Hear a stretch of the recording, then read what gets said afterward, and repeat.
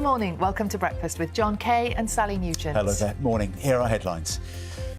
Well, our chief political correspondent, Henry, at 7:30 this morning. Well, our chief political correspondent, Henry Zeffman, is in. Now, the luxury department store Harrods says it is refusing to engage with hackers after data was stolen in an IT breach. The data relates to the records of more than 400,000 customers. And Harrods is just one of a number of companies to have experienced a cyber attack in the last few months. In the spring, there were major attacks on both Marks and Spencer and the Co-op. More recently, hundreds of passengers at Heathrow Airport were hit with huge delays after an attack on the software which is used by airlines at check-in and at baggage claim. And just last week, hackers said they had stolen the pictures, names and addresses of thousands of children from the kiddo nursery chain. They say they will publish more information online unless they're paid.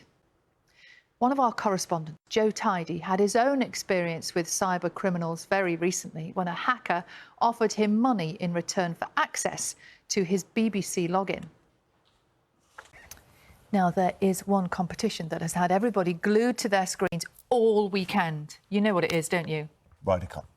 No, not that one. It's the Fat Bear Week competition in Alaska's Katmai National Park, where people vote for the bear they think is best prepared for winter hibernation. To carry that extra weight, they're going to survive the winter. I love our pictures of Chunky still eating. It doesn't stop. We will follow that and bring you all the news.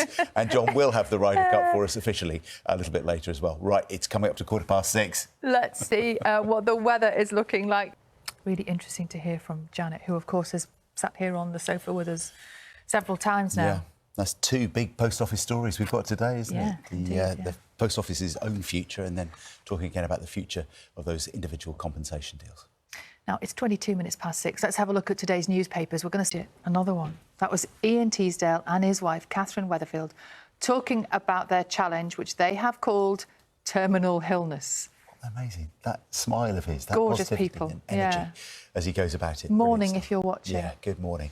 Right, it's 27 minutes past 6. For the first time this week, let's check in with our teams around the UK. See you in a sec.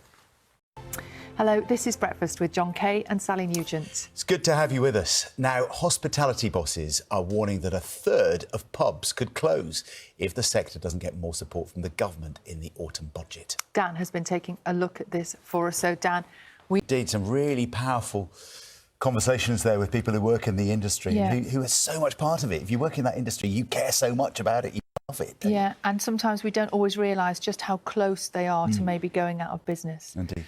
And what a way of life it is. Absolutely, yeah. It's 7:25, and John is here with the sport, and there is... Now, as the Labour Party conference continues in Liverpool, one of the key themes this week is going to be the threat posed by Reform UK. With opinion polls suggesting Labour is trailing behind Nigel Farage's party, the Prime Minister says his government is in a battle for the soul of the nation. And speaking to the BBC's Laura Koonsberg over the weekend, Sir Keir described one of Reform's immigration policies as racist and immoral. The BBC Breakfast. It's coming up to 7 o'clock. The headlines will be here with us in just a moment. But now let's get the news, the travel and the weather where you're waking up this morning. Good morning. Welcome to Breakfast with John Kay and Sally Nugent. Hello there. It's 7 o'clock. Here are headlines. Now, a Russian freediver has broken his own world record, plunging to an incredible 126 metres in a single breath. I mean, I thought he'd be gasping when he came back up. But try holding your breath for a bit. How long have we got for the weather? Let's get no. Okay.